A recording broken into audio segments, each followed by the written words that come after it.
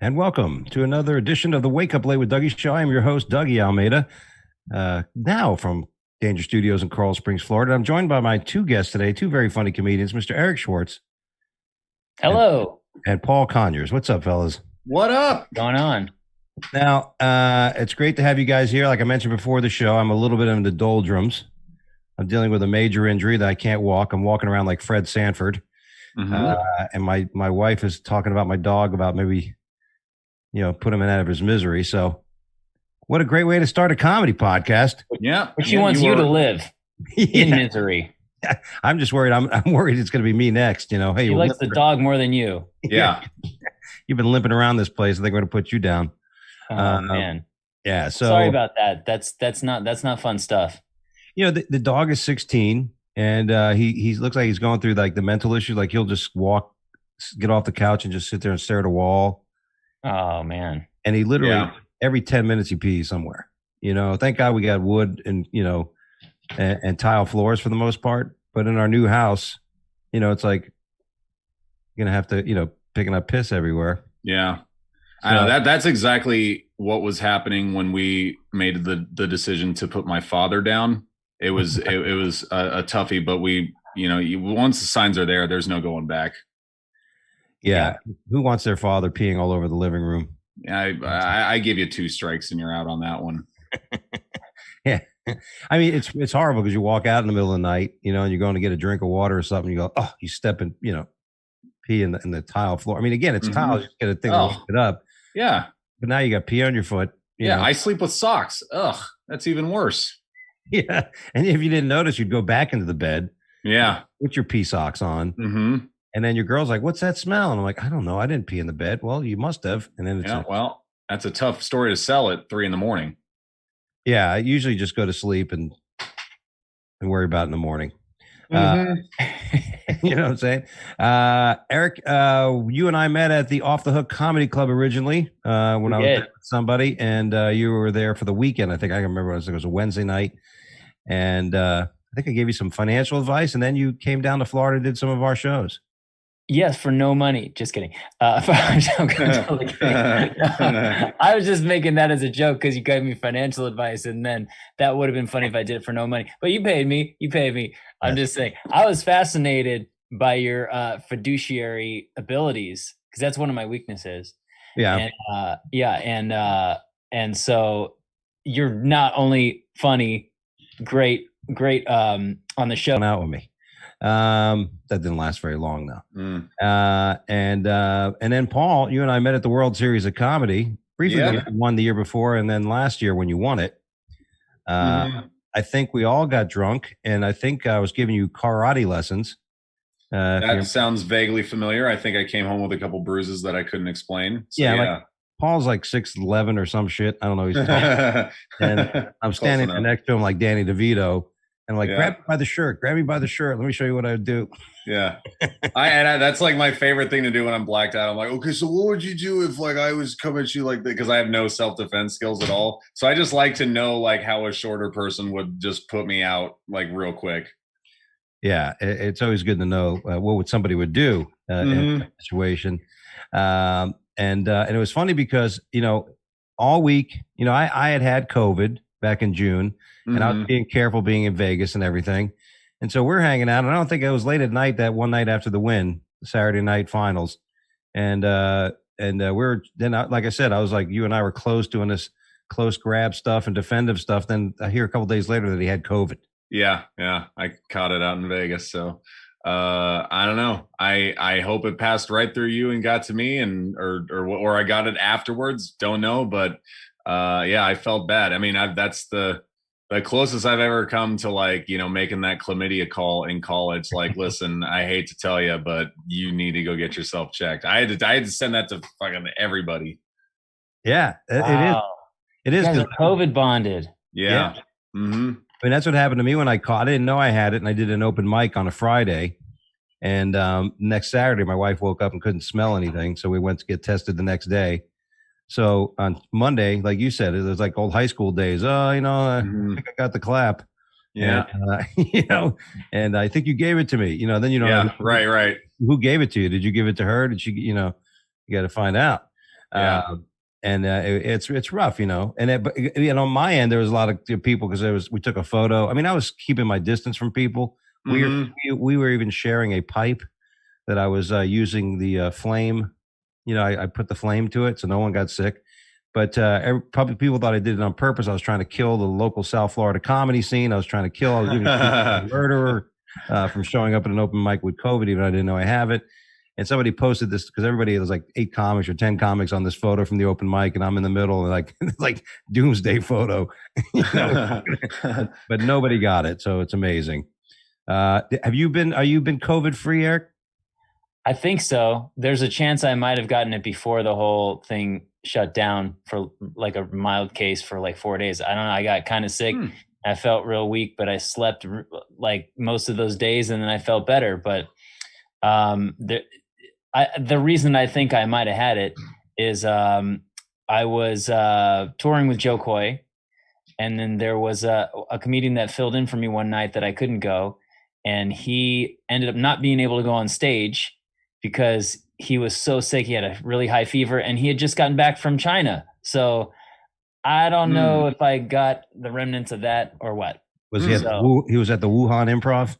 Yeah, he was at the Wuhan.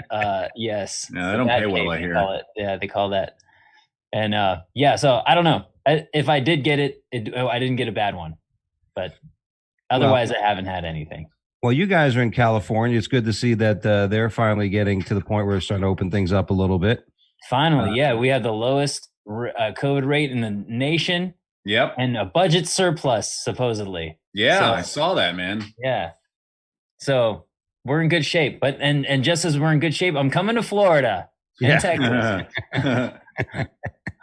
That's right. Hopefully I don't set the stats going the other way. You sometimes you want to look like I was asked today on a podcast, somebody else's podcast, because I've been flying a lot, and they're like, you feel safe flying? I go, yeah, I do. I just point the air that comes out of those jets right at the person sitting next to me. So I've been doing that for years, buddy. Yeah. Creating like an air shield between me and of course my neighbor. But you guys feel all right? You just recently had it, so you shouldn't feel too bad, Paul. Like you got the antibodies still, I'm sure. Actually, I didn't. I had it and I didn't feel a thing. I thought it was, I would have totally passed under my radar without my noticing. I just knew if I got back from Vegas and I was hugging like every person in sight on Saturday that I should probably get this checked out. But yeah, then I donated plasma or whatever the Red Cross needs from people that have had COVID. And then they're like, oh, we'll give you your antibodies test. And then they told me that I don't have the antibodies. So I don't know. Who knows? Could have been a false positive, and I just got to stay home for 10 days over nothing. Don't know, but yeah. But I did get I got my second dose last week, so you're feeling pretty superhuman at this point. Yeah. Good. You gotten the vaccination, Eric? Yeah, I'm vaxxed. Totally vaxxed with the 2 weeks after. So yeah, I hit it. And the first day that I got I was like, hit my 2 weeks. I was like, yes, I got my 2 weeks. I'm finally ready to go. And guess where the first place I was supposed to go? Jury duty. Luckily, I didn't have it, but that's when I was supposed to report for jury duty, and I luckily didn't get it. So thank goodness, man. That's a nice welcome back to society. Yeah. It's like, oh, you're good now? All right, come do this. Perfect. Yeah. You've got a really long, boring case. Yeah. Let's send you to hell's waiting room with your name on it. Let you miss your tour out of civic duty now. Right. We were talking about that. You guys mentioned a club you're going to be at, Eric, in the San Fran area. Cobb's. Oh, yeah. Well, first, my tour kicks off at Tampa Improv, actually, on May 16th. And then I'll be in San Francisco. That's one of the June dates, June 13th. Yeah. June 13th. Yeah. But it was a club. It's always nice. Cobb's. Yeah, Cobb's. It's always nice to see a club that closed during all of it to reopen, right? Mm-hmm. Yeah. I mean, I think unlike Florida, all the clubs closed in California. And maybe some of them had some outdoor shows. And some of them are still, a lot of them are still having the outdoor shows and limited indoor shows. So you guys can do the outdoor shows in California because it's dry and it's nice. But in Florida, outdoor shows are horrible. Yeah. As a booker Unpredictable. and booker and a producer, there like a few times people are like, hey, I want to do an outdoor venue. I'm like, no, I don't do them. They're like, why not? I'm like, we're in Florida, and I don't want to have to ask somebody to do shows on the summertime in July when it's like 90 degrees and 110% humidity. Right. We might as well have a pool party show. That's the only way I'm going to have to be on stage. What are some of the things, any little thing when you guys are on stage that you guys aren't divas, but is there anything that you particularly get a little upset with if it's not right to your liking when it comes to being on stage? I've been through boot camp, dude. You know what? I did the Vans Warped Tour in 2015. There were like 10 hard rock stages blaring, and you could barely hear yourself talk. So I don't think anything could be harder conditions than not even be able to hear yourself. But it was weird. What I've realized is that if people want the comedy, then it's gonna come. It's gonna work somehow. It shouldn't have worked at the Warped Tour, but it did. So this stuff's like I've done everything that the pandemic, except for Zoom shows, has. The outdoor shows I've done tons of those already. So what's your Paul? What's your annoyance on the outdoor show? Well, I just did one at a brewery last week. He actually right like down the street. It's always fun when you don't have to go far. And but there was like a taco truck right next to the brewery, and I don't know what. I'm not a sound person, but I know that like the feedback happens when the mic is right next to the speaker or whatever, and that's how they were announcing their orders. So you like order 41 and it was a busy food truck, and so it was just like every time you're like, okay, I'm working on this setup, like, and that guy looks like he's putting the salsa on. I think they're about to announce, and there it is. Okay, and you just had to kind of wait for that. Yeah, I don't know. I think I've grown so much as a comic, and just in the last year, just of everything that you have to deal with. I mean, literal cars literally driving by between you and the show. I mean, the sidewalk shows in San Francisco where it's like you're like in the window of the building and then the people are like outside on the street, and then there's a sidewalk with psychotic San Francisco people walking through. I mean, you get thicker skin pretty quickly. So it's been great, honestly. So you think COVID kind of strengthened most comics? Yeah, if you're not yes and no. I think that's. I think if you were adaptable and you kind of took it, and for what it was, I mean, I've got so many comic friends like I did one Zoom show. Forget that. I was like, okay, well, you didn't learn how to get good at virtual comedy, which is too bad because you might have to get good at it again someday. But like, yeah, the outdoor shows. I mean, when you're performing, like Eric, have you guys done like the noise canceling headphones? No, that would be awesome though. Oh yeah, it's pretty cool. I mean, they're not really noise canceling. They say they are, but I mean, like if some like jerk is like ripping by in his Dodge Ram, like you're gonna hear it. But again, it's just like you learn to adjust and you have fun with it and stuff. And I mean, I like all that chaotic stuff. So I'm gonna miss when it's actually back indoors and controlled and I'm actually performing well. It is kind of fun because it gives you stuff. Like we're always on a tightrope with comedy, and when somebody's shaking the tightrope, you have to come up with something and like to stay on. Mm-hmm. So it is kind of fun. But the thing that I don't like is when people do it on purpose. They're like, oh, we want to be. We're gonna make the show better. Oh yeah. There's a lady that has come to a lot of my shows that has the most fake laugh, annoying. She somehow got it voted like the best laugh of some competition, and so now she feels obliged to use it and to let everyone hear this beautiful laugh. And I've told her during shows, like, you're doing this on purpose just for attention. It's disrespect. I think that's disrespectful. Yeah, it is. I mean, passive aggressive heckling.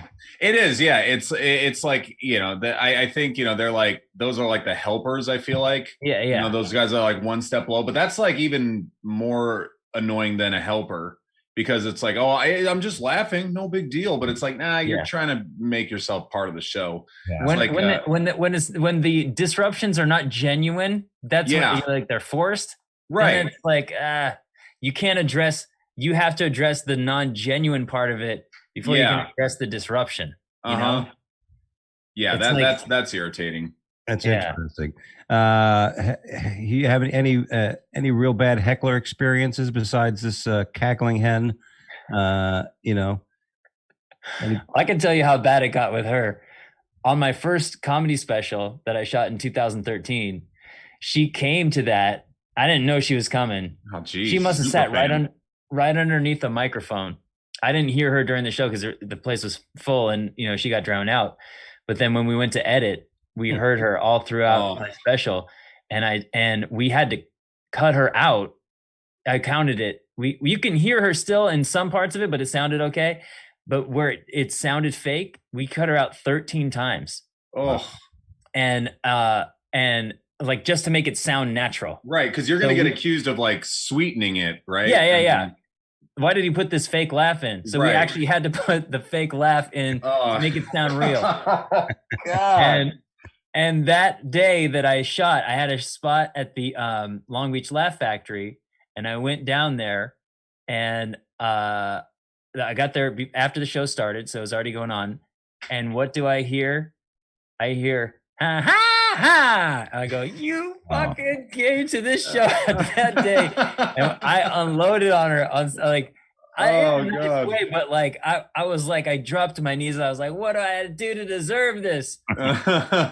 She still is coming to my shows. I don't know. I can't get her to not like me. Yeah. No matter what I do, I guess. Well, maybe you should go to her house and piss all over her floors like my dog does. Yeah, exactly. Maybe you don't have to put your dog down. Maybe somebody likes that. Really nice laugh. Yeah. An award-winning laugh will adopt her. Absolutely. How about you, Paul? Anything comes to mind? Actually, when I was, my home club is Laughs Unlimited in downtown Sacramento, and I was doing the outdoor show. And me and Jenny, the owner, were just kind of hanging out. She was checking in people's driver's license to give them the headphones and stuff. And this couple, you could just tell, like, when someone's like, all right, they're going to be a problem, like the entire show. And they were just like super, super white trash. And they didn't have like a driver's license. And so Jenny was like trying to be funny about like what else you can use. She's like, I just need collateral. It could be like a credit card. It could be your keys, and she was like, it could be your firstborn, whatever, just trying to be lighthearted about the whole thing. And the guy was like, he's like, oh man, no way. Yeah, I'm going to get one of my kids, man. I got 13 kids. And my wife likes to point out that like, I do a terrible impression of this guy because I can't do white trash. Apparently I can just do like ghetto. But anyway, you get the idea. And anyway, so this guy had all like 13 of his kids' names tattooed on his face. And they sat like, it's outdoor seating. So it's a lot of it's kind of hodgepodge. Okay. We're trying to work with what we can. So they were like actually on the deck of the comedy club, kind of like just stage left to me. So, and they were just like, blah, blah, blah. And I do this bit where I ask if anyone has any kids. And then I kind of go in about, I don't have kids and why it's so much better. And I mean, the guy was, oh man, no way, man. I love my kids, man, everything to me, man. I got tattoos, like just repeating his whole thing. And I was like, you have tattoos of your kids' names on your face? And he was like, yeah, man. I was like, huh, isn't that like, I thought they said you're not supposed to get tattoos of names. Cause like, what if it doesn't last? And he didn't find that funny at all. He got very upset and ended up leaving. And it's different when you leave like a comedy show outside, cause you had to like walk across the boardwalk to storm out. But, yeah, I don't know. I feel like these shows are like performing with like filters on. And, it's like working out with like a weighted vest. And, if you can do it, like, if you're getting like okay laughs in a situation like that, then you're like, all right, when it's back into like an insulated, controlled environment, it's probably you're probably going to do very well. So I don't mind the extra baggage. Absolutely. It is much better. Mm-hmm. Speaking of being inside, I don't know if you guys caught Elon Musk on Saturday Night Live this weekend, but, I mean, you guys are aware of the show Saturday Night Live, which are comedians. I am. I've Which, heard of it. you know, many comedians try to get on that show, right? I mean, you want to get a spot on that show. And I understand that some of the people, some of the cast didn't want to be on with Elon Musk, which I thought was interesting. I guess he's a billionaire, and I guess they didn't like him for that. I don't know if you guys followed that, but I mean, I'd love to be on a show with a guy who's probably one of the most iconic people of our time.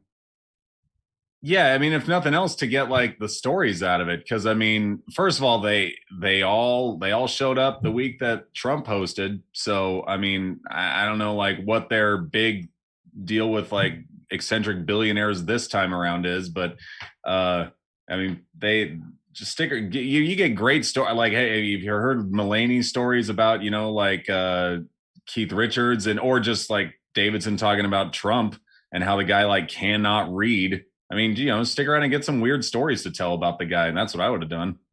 Make the best of it. Yeah. I thought he's definitely a relevant figure.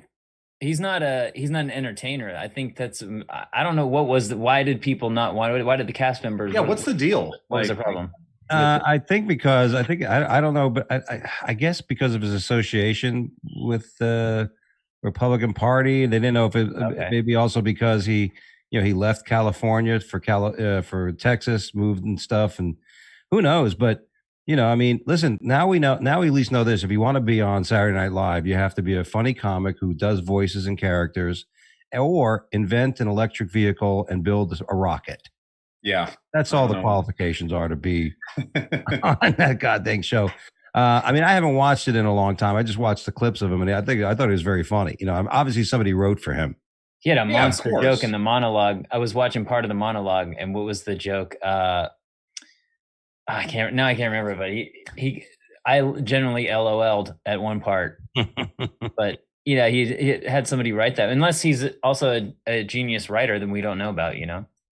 I'm sure he had somebody write. Somebody asked me that this past week if I write all my own material, and I know it wasn't like somebody who's being a smart ass may think you're a joke thief, right? But I mean, this was just an honest question because I guess they had heard the old stories, when comics like Rodney'd buy a joke, and stuff like that. People just buy jokes. Do people ever offer you jokes? I think like your comic buddies, we sit around and we go, oh, it would be funny if you did this. We tag each other stuff up. That's I think the most valuable feedback you get. But yeah, people always do that. They want to help. They want to. It's easy to take it as an offense. You know what I mean? Like you're like, of course I write my own material. What do you think I'm like? Yeah. What do you think I'm buying I'm just a puppet. Like, but what they just want to have that conversation. That they're interested in comedy. That they know the old school used to be like that more. Where people would have writers for their stage shows more often, and I just think people they just don't know, and they're not trying to offend you, or they're not trying to accuse you of not being original or not writing, or maybe they're just so amazed that one person could come up with all that stuff. Like you can think about it so many different ways. Like I honestly think that's closer to it. I think most people just they just genuinely don't know almost anything about stand-up comedy. Yeah. I mean, like 90% of the people that are going to go to a club, like Cobb's is reopening, like most of those people that are going to see Brian Posehn next week are like, we have to get there at 8:00 because Brian Posehn is going to be on at 8:00. They don't even know. I mean, that's why, when you're the opener, you should establish the fact that I'm going to be your first comic of the evening, or are you, because most people are like, what is this guy, like the manager of the club or something? I just think it's like, it's just a symptom of that. Like people just don't know like how comedy works. They're like, I've had like family members, like, how did you memorize all of that stuff? And it's like, I mean, I don't take it as like an insult. I mean, the most annoyed I'll get is when someone knows I do comedy is like, I've got a joke for you, and they're great 100% of the time. Guys, keep them coming. I want them to be great once. I do too. I'm so like, badly. Thank you. I didn't have to do the work. Yeah. But they're always like, why would you think I would do that? Right. Well, that's Yeah. I mean, that's like the number one reason why you try to you're careful who you tell people you're a comedian too. Cause Yeah. I remember one time, the people that I used to go to I used to go to the same dog park every Saturday, and they found out I do comedy. And so like they were just this old woman was just like, I've got a joke for you. And she was like, I was in Safeway. And I don't even remember what the joke was. It was supposed to be about how the prices on the shelves don't match up with the coupons. And I was like, this is a riot. But I'm not really a grocery store humorist. It's not really my type. I can't get away with it. I'm not edgy. They always think you're trying to come up with an angle on everything that they feel like you're analyzing them all the time. Mm-hmm. Get that a lot, right? When somebody finds out you're a comic, I hope I don't want to be in your act now. I'm like, no, you're not that one of your skits. Yeah.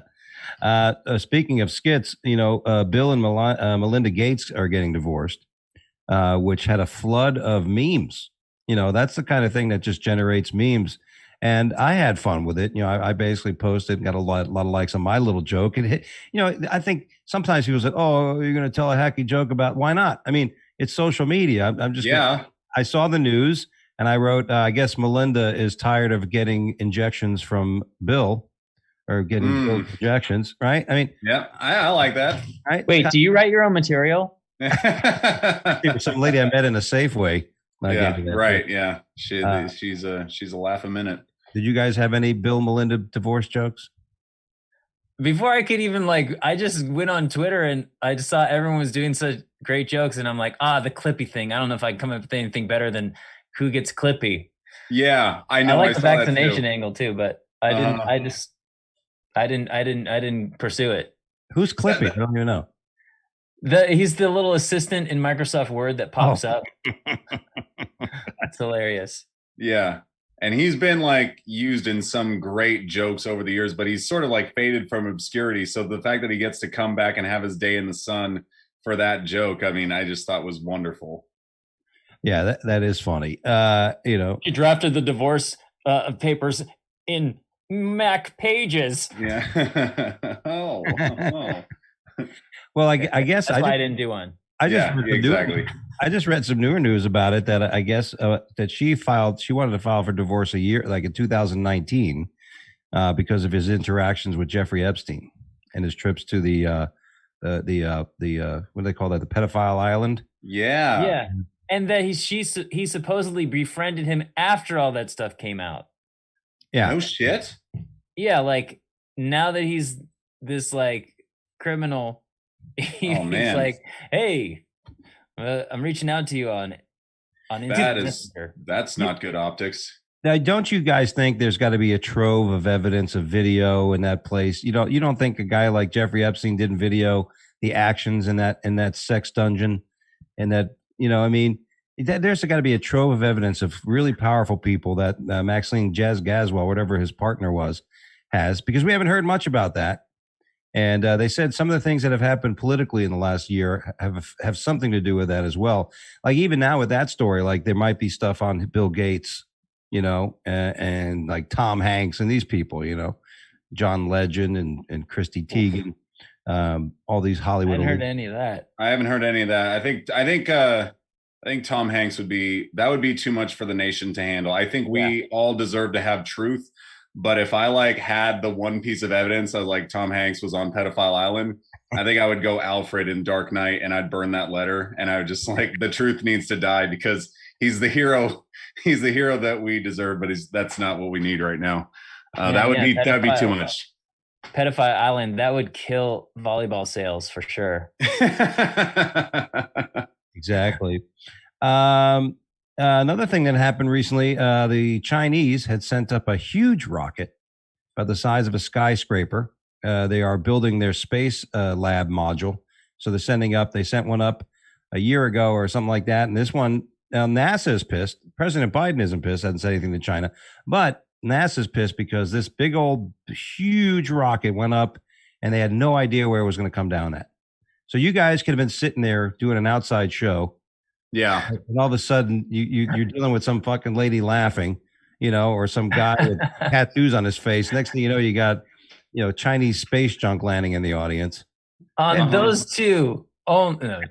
That sounds like what will be the great opening for what will be the next Michael Bay vehicle. I just think it's going to be an outdoor comedy show, and just some bits of a skyscraper is just going to, a rocket just going to land in the audience, kill a couple people. And then we got to get Billy Bob Thornton on the line, and we've got to send up Bruce Willis all over again. Yeah.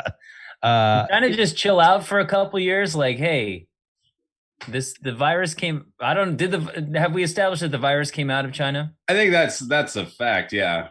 Or I don't ever take me for that, but I think so, as far as I know. Yeah, we know it came out of China. The question was it purposely released? Was it, they're still debating on whether it came from a bat or it was released negligence in the Wuhan clinic, which is right next to the Wuhan Improv.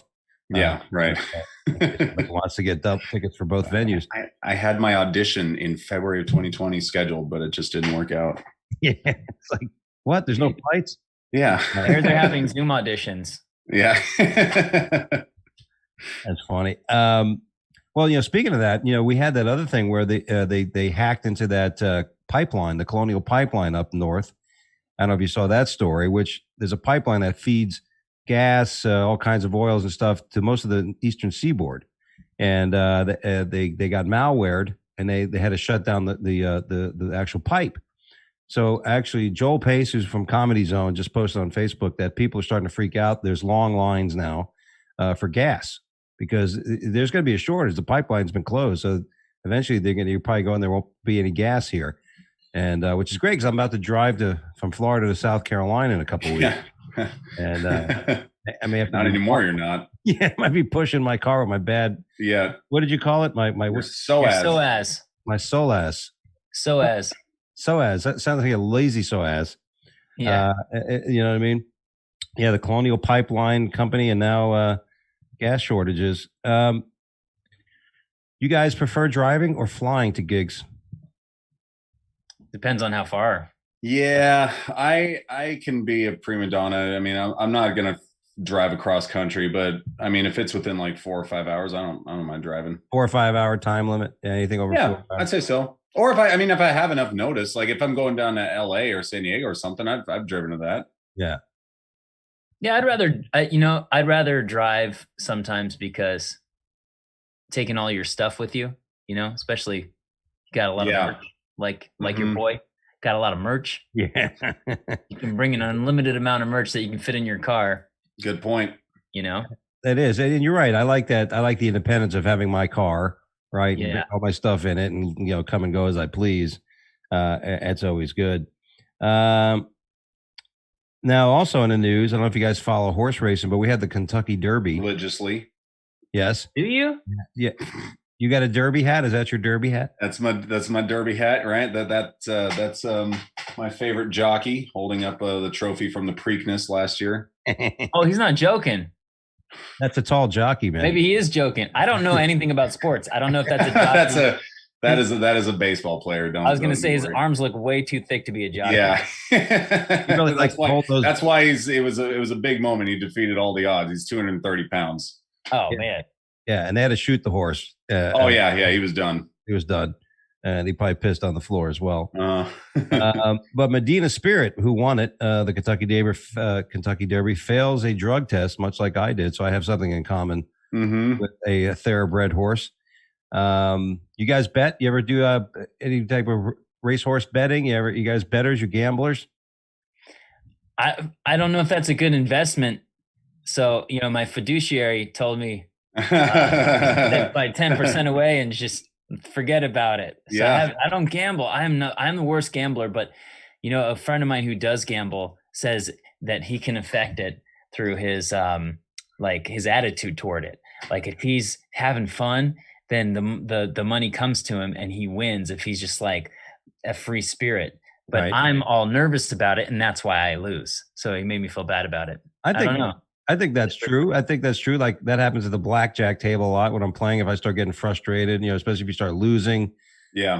Like when I was at the Laugh Factory a few weeks ago in Vegas, I played. I was down like $200 or $300. I'm like, and then I'm going to go back and play again. And I ended up being up a few $100. But that's like the same as going on stage, right? I mean, you could, if you're feeling good and in a good mood, that's going to be an awesome set. But if you got shit on your mind and you're anything just bothering you, it just really affects you, right? I don't want to give the impression that like a bunch of gambling addicts can try stand up with just a good attitude. I want that squashed immediately. To me, one is like a predetermined, the gambling is a predetermined set of odds that you have. Nothing you do is going to affect it, right? But if you're doing stand up, then your attitude can totally affect how you perform. But I don't know. Have you guys had that where your attitude does affect your gambling? Oh, I have. I've had, poker's a game that you got to have some skill in there. Yeah, you got, but I've definitely noticed like if you start getting aggravated, like you talk about hecklers and stuff, I've had shows where, you're trying to deal with it. You're dealing with a heckler in every way you can. And it's maybe the club doesn't decide to throw them out and you're dealing with it. And it just affected my, it went from being professional to being mean, which you never. Yeah, right. You're like, ugh, you just, I get that. Remember, I always tell this story. I was in Daytona once, which is known for being like lawless when it comes to comedy. And this one guy was interrupted, like the kind of person that talks out on your setup. It's not just they say things, but they constantly say things and disrupt the flow. And I did everything. I had the crowd all turn around and tell them to shut the hell up. And, I did all these things. You try to get the crowd against the guy. Mm-hmm. And then 25 minutes into it, I go, you know what, dude, you are an asshole. I'm going to go after this show. I'm going to go down there and kick you in the fucking head. You deserve it. You just need to be thrown off this building. And the guy stands up. He goes, good, I'll take my fake leg off then. And oh God, he was just waiting for that. Oh, now he tells you. Yeah, exactly. Yeah. And while I was sitting up there with the shit look on my face, some guy in the back screams, sweep the leg, Dougie. Of course that happens. Other big things in the news, job numbers came out this week. As a fiduciary, I'm aware of these type of things, economic news. But they were expecting 1 million new jobs and they got 225,000 new jobs. All right. Some people are saying it's because people are collecting all that government money and sitting at home. Do you guys know anybody who's collecting Social Security or unemployment benefits and just sitting at home doing nothing? I do. Yes. Yes, I do. I know several people that are doing that right now, and their attitudes vary. It's a real spectrum of the American experience. Some people are like, yeah, I'm taking these, I'm taking classes, I'm switching things up. I'm going to get back to being a productive member of society. Some people are like, oh, when it runs out, it runs out. And some people are like, we need to get COVID-21 up and running immediately because I'm never going back to work. This is too easy. So I see all sides of it. Yeah. I mean, I think there's a variety, but I mean, I got assistance. I got the PPP loan. But I'd love to be working. I mean, I'm finally going back to work and I'm excited. So I'm kind of in the middle there, I guess. Well, I got some assistance. That's good that you got the PPP loan because that's not hard. That's hard to get. I mean, you have to go through a process and get it, and you have to have a business with numbers, that justify it. And it is. It's like, right. It was easy. It's like I people working from house. I work from my home. I wouldn't go into my office. You get kind of used to sitting in around the house. You're like, oh, this is a little too convenient, Mm-hmm. Oh, I worked hard. Like I dug in. Like I think that my reaction to the pandemic was because I had great momentum going into it. And I'm like, I am not going to let this thing beat me. And I just dug in and I worked. I released so much content and didn't get paid anything for it. So I kind of earned the money, I feel like, Oh, yeah. Yeah. I was like, I can't fade away. Nah, not after all this, Mm-hmm. You did a great job with that. You were putting out a lot of different stuff and music videos and all kinds of different things. And it was awesome. And that's the thing that is impressive with comics because they didn't, they would always put something out, you got to put something out there to be creative, mm-hmm. And that's good for something like that. You're right. It's good when somebody does that. If they're going to take that opportunity, take that money and then go to school or learn something help for that, use that as a transition period, right? To be able to get in there while some people just sitting there going, I'm going to milk this as long as I possibly can. Pass me the Oreos. And that kind of thing. Exactly. All right. Well, this is the part of the show where we have, we talk about the news and other news stories that we think are somewhat funny. And it's your guys' jobs as comedians that even if it's from the story itself or the headline to come up with a joke, whether you're a topical comedian or not. And I sent you guys an outline, so you guys had the opportunity to do some homework. But yikes! Did you do the homework, Eric? Because I did not. I'm looking at this stuff for the first time. Hey, dude, show me your answers. All right. Show me your answers, dude. For number one, I got Luis Rivera died at the scene. His relative left a 2009 silver Chevrolet Malibu and could be going to Laredo. Oh yeah. I'll read the headline. Customer. Yeah, why don't you start with that? I said he's in Matamoros. That's what I said. He's in Matamoros, which is right across the border from Laredo. I know that because I've been there. Wow. Dude, yeah. Boy, that is good fundamental research going on. I think. Let me check that. I got to fact check that. Customer beating man with a gun at a bar accidentally kills own relative. Yeah, that's a bad sequence of La Barra. That's a couple crimes in one. Yeah, it definitely is. That's too much old school Batman with just the hitting with the gun, man. Just either kick him or shoot him. A man accidentally killed by a bullet from his relative's gun when a bar fight broke out in Texas. We all know that can happen. Sounds about right. Sheriff's office said 2 men began fighting on Sunday night at Micheleda's La Barra in Houston area. One of the men began beating the other with a gun, and it fired a shot. Now, if you have a gun, and it's not a hammer, it's not a billy club, it's a gun. Yeah. And if you're going to pull out a gun, see, that's a bad move, because if you pull out a gun and you hit somebody with it, they can grab it from you and shoot you with it. So yeah, I mean, I get it's nice that his attempt at de-escalating the situation. I got this gun, I'll pound you in the head with it. You know what? That's crazy, because like anytime that I would hear someone got hit with a gun, I would be like, because that happened to me. I got held up at gunpoint. They put me down on the ground, my face down, and he was like looking for something I didn't have, and he hit me in the back of the head with the gun. And the moment that happened, I was like, this is a fake gun. There's no, like, he would have why wouldn't he just shoot me? Like, what am I going to get 3 chances here? Like, I've been had. I didn't get up because I wasn't sure, but I was like, I'm 80% sure this gun is fake. That was interesting. So he pistol whips you with it. Yeah. In other words, you can tell by maybe the echo of the sound or the it shot. Felt plasticky to me. Yeah. Like it didn't leave the welt, like the welt. Yeah. Thought I felt like a Nerf thing, but no, it didn't leave like the welt that I think like a metal gun would leave. It was very mild.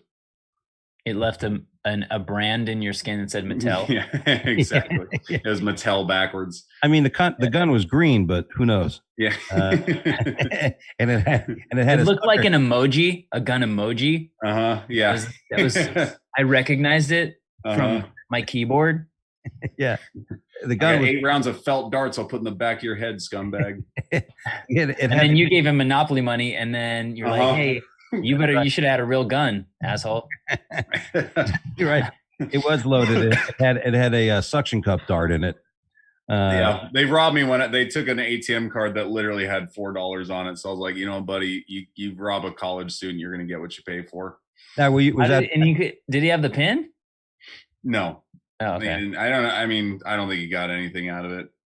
He got a Harry Potter wallet and a debit card with like a few bucks on it. So good for you, pal. Hope you spend it wisely. Oh, by the way, I have to share this. I forgot to share this with you earlier. I haven't fallen for an April Fool's joke in years, probably since high school or middle school.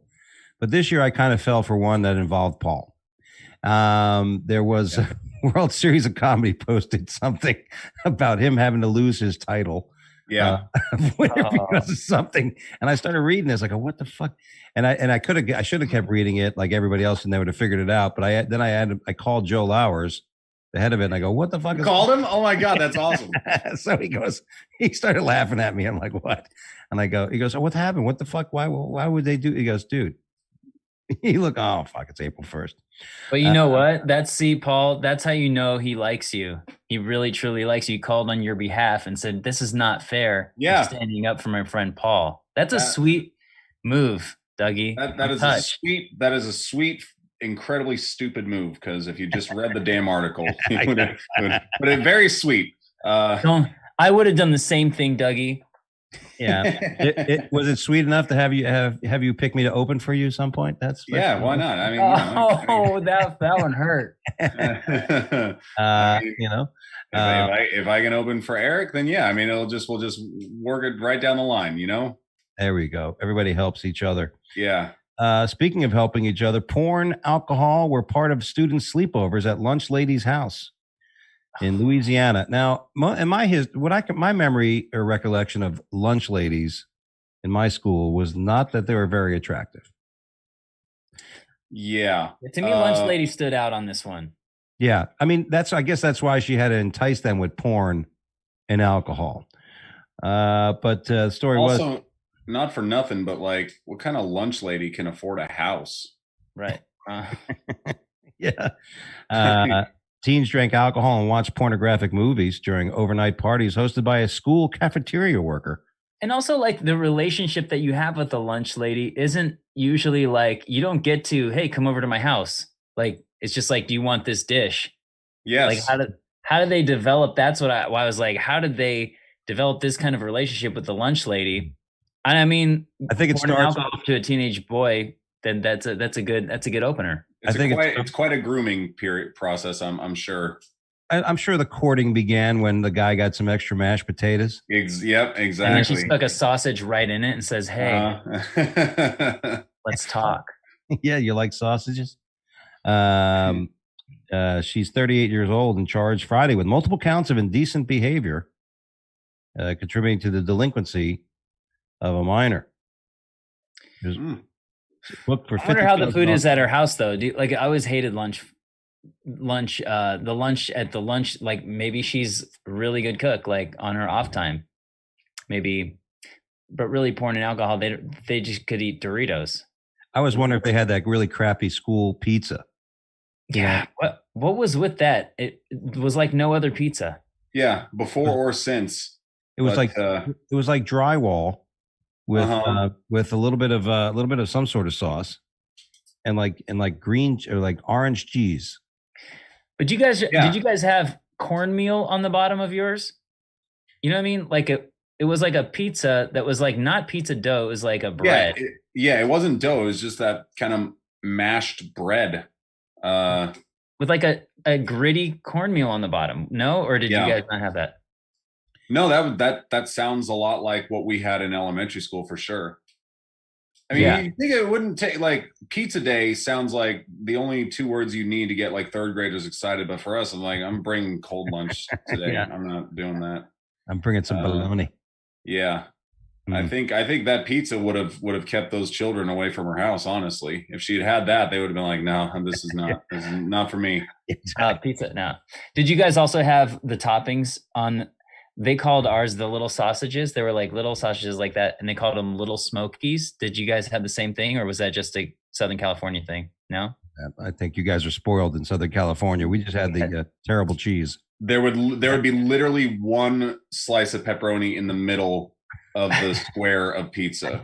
Yeah, why wasn't it ever a triangle pizza? I think because they take it out of the baking sheet because they don't give a shit about process or tradition or just evenly baked food. Yeah, there's no time for that. No. Well, that's good. I'm just gonna say if a lunch lady is making enough money at our private school to afford a house, she better be feeding my kid porn and alcohol. That's the least they could do, because that sounds expensive. I mean, that's a learning experience. Those kids have a life story. You know what Absolutely, I mean? They do. If they're on a podcast, can you imagine that story? Oh my gosh, yeah. I want him as a guest right now. I'll leave. I just want to listen. You know what I'm saying? Yeah. So what attracted you to the lunch lady? She said hairnet, dirty movie. Hairnet. Yeah, sexy hairnet. Yeah. And that white outfit you wore was sexy. By the way, speaking of food, and I mentioned sandwiches, what's your favorite sandwich? Oh man, I'm gonna call mine Thanksgiving sandwich. Leftover turkey.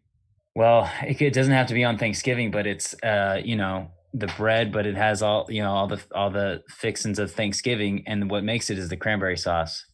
Put stuffing in there. But I mean, I like a good turkey sandwich with avocado too. So really like something healthy and hearty is what I like. I was at Subway because I had to, and they had the turkey wrap, turkey bacon avocado wrap. Oh yeah, I saw that. And I'm like, okay, I like it. And then the guy starts making the sandwich. I'm like, where's the avocado? He's like, we ran out. Which, again, I talked about gas, but there's a lot of food shortages that are hitting as well. And there's avocado is hard to get. And I'm like, well, then you got to take money off that price of the sandwich because avocado, you know what I mean? The avocado is a big part of that pricing on that sandwich. And the kid's like, well, I don't know. I'm like, well, dude, you made my sandwich. He's like, well, I didn't know. I go, well, you're supposed to know the fucking menu.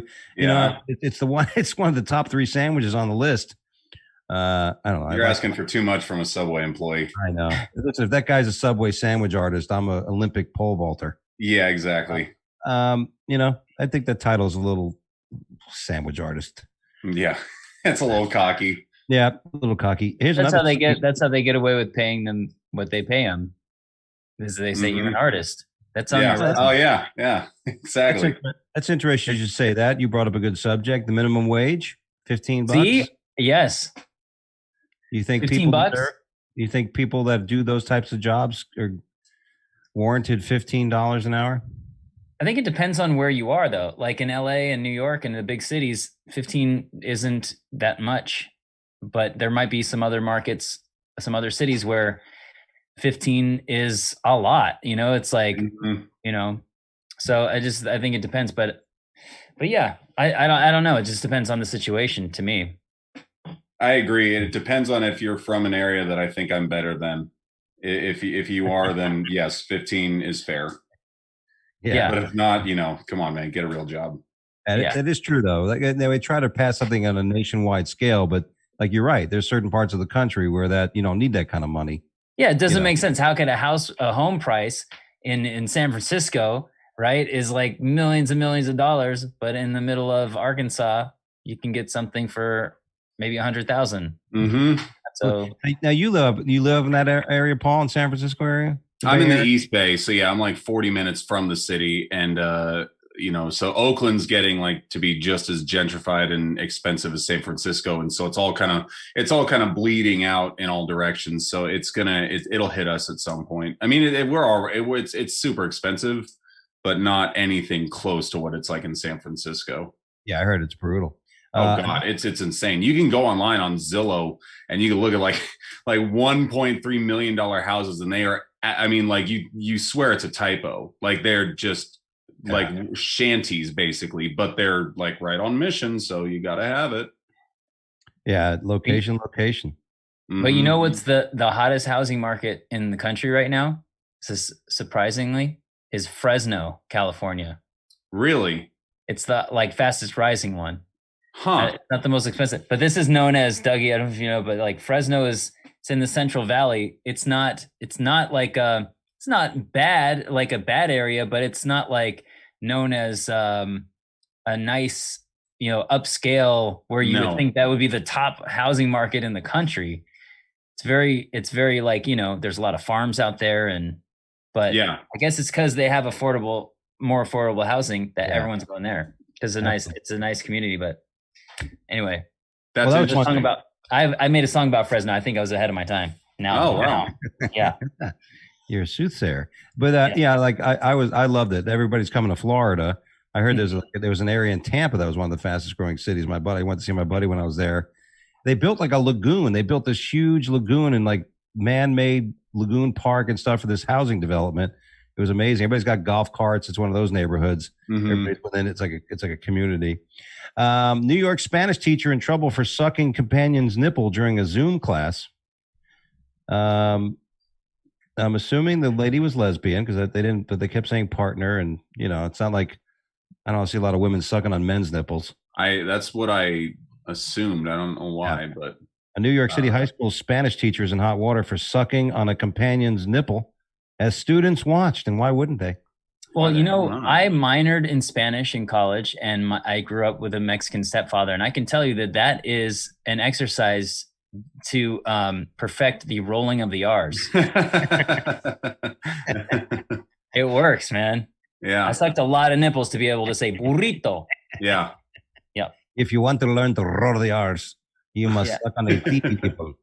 Right. And now I can listen to this. Ready? I can say the longest word in Spanish, in Mexican Spanish. Parangaricutirimícuaro. You could just hear the nipple. Oh yeah, that sounded like a motorboating. Yeah. My nipples. Yeah. Parangaricutirimícuaro. Keep doing it. Yeah. I'm getting excited here. See, you're playing with it right now, and you're denying that you like it. I love it. You kidding? I don't want you. I'm gonna record that. I'm gonna ask my producer to send me a clip of just that. Yeah. And I'm listening to my headphones while I go to my old cafeteria lady's house and drink beer and watch her porn. Amanda Fletcher, a 14-year veteran of teacher, started fooling around in full view of her Columbia secondary school students during a class September. The Department of Education said, while she's supposed to be teaching class, Fletcher engaged in a clearly inappropriate and unprofessional act.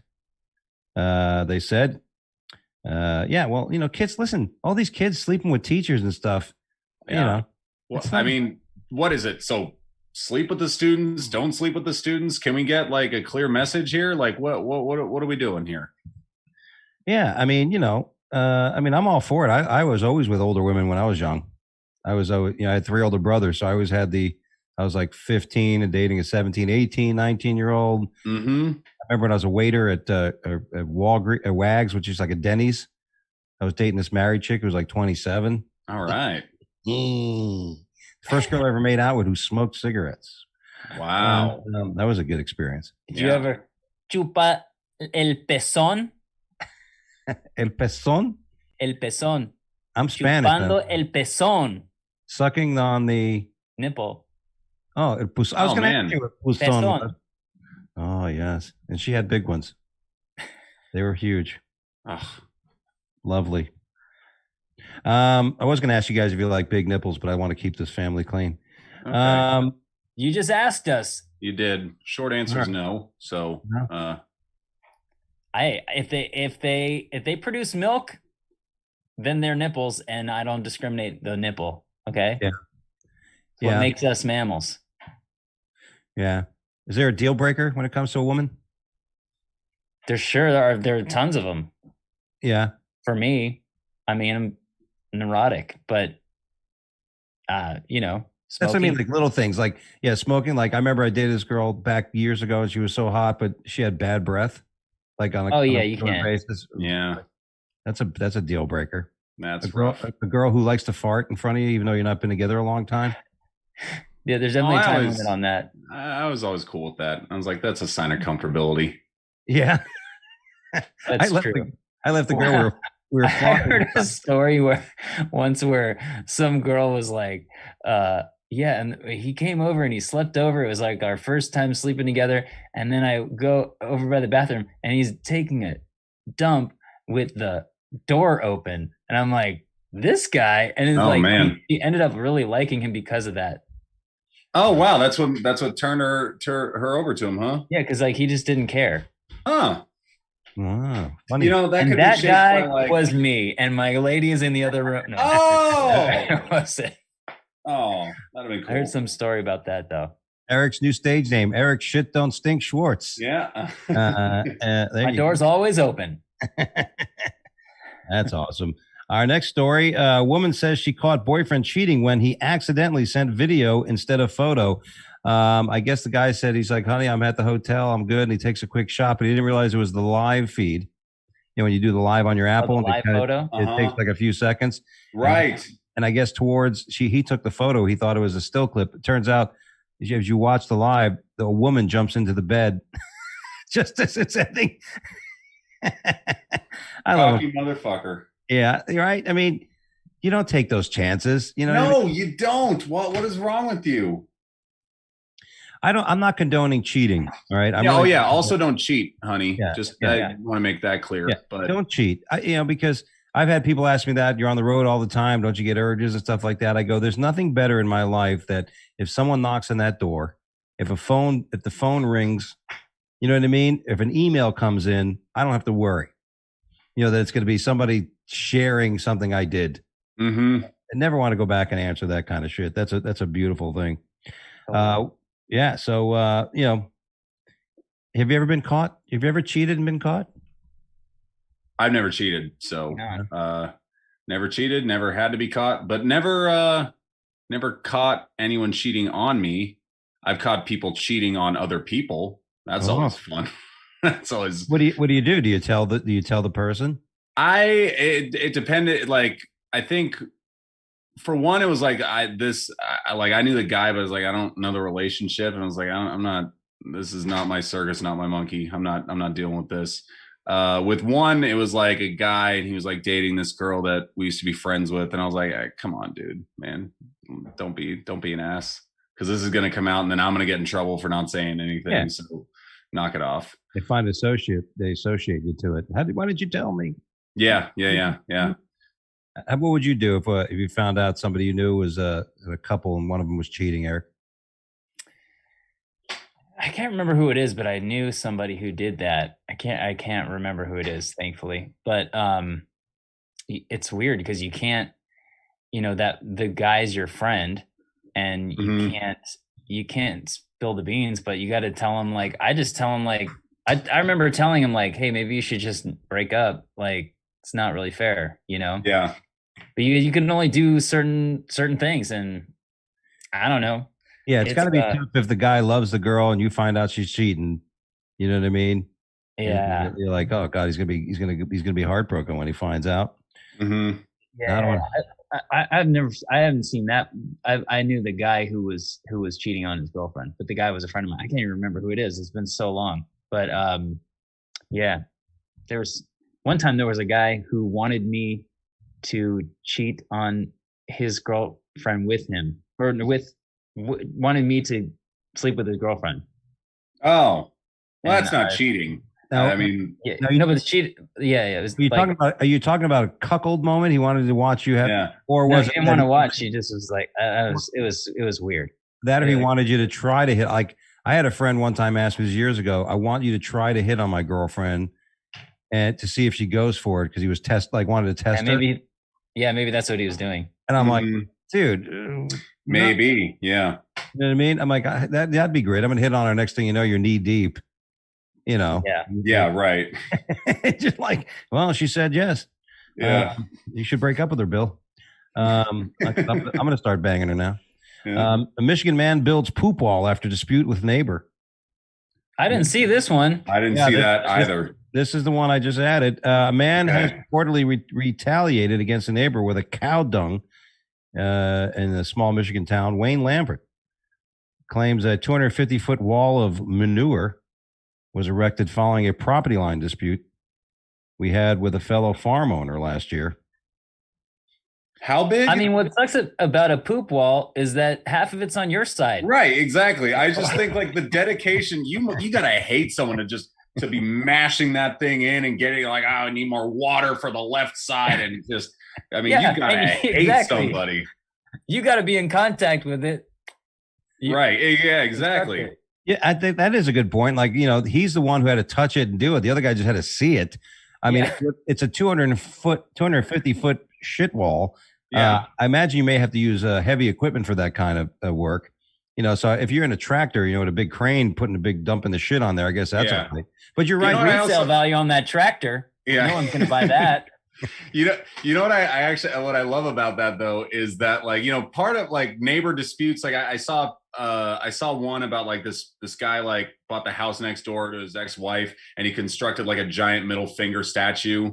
But like what I love about that is that, like, is the element of surprise. It's like, oh, that's just one unveiling. Here's my statue. This guy, like, the other guy saw him when he was like way early into the project, and he was like, what are you doing? And he's like, I'm building a poop wall. And he just kept going all the way down the line, 250 feet worth. And he was like, I know the joke is kind of waned, but I still think it's got legs. I'm gonna keep going with this. He just let the neighbor do it just to make make him handle the Yeah, shit. exactly. Like who's pranking who? Like I'm gonna wait to call the police on this. Yeah, exactly. I'm gonna wait till you're done, call the cops, and you have to take it down that afternoon. Like now you've got 500 feet of poop under your fingernails. Yeah. Like, I'm gonna wait till you have, lost here.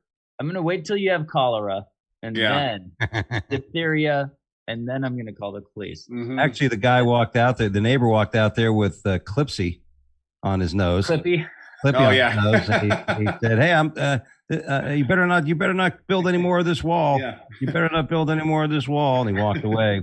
Looks like you're trying to exact revenge. Can I help? Yeah, that's awesome. Oh, they got a photo of it too. If you look at it. Oh, okay. Drop it in the messenger because I gotta see this thing. Is it textured like one piece? Like did he make it artistically like realistic? It's not like you put a lot of work into it. I mean, it just looks like a wall of just looks like a piece of shit. Yeah, that's too bad. Shit wall. It's definitely a piece of shit wall. But how dope would that be if he actually like crafted it to look, with the ridges and just one making piece? Right. That's how people, cool. People find their passions like that. Some ladies walking by like, can you do my backsplash? Like that looks great. Same material. Yeah. Yeah. It's a renewable resource. Mm-hmm. Yeah. Listen, I've had issues with neighbors, but all right. Our last story, the guy called Sperminator, who's close to fathering 100 children, he says, don't focus on me. These people that donate their sperm, I didn't realize this, and I read into the story, but this guy has donated his sperm. He has over 50 children already, scattered all over the place. Mm-hmm. I didn't know they could do that. Could you imagine you donate so much sperm that you actually have 100 kids around the world? Well, this is like a Vince Vaughn movie, like 10 years ago. Yeah. I never watched it, but it's it sounded like right up his alley.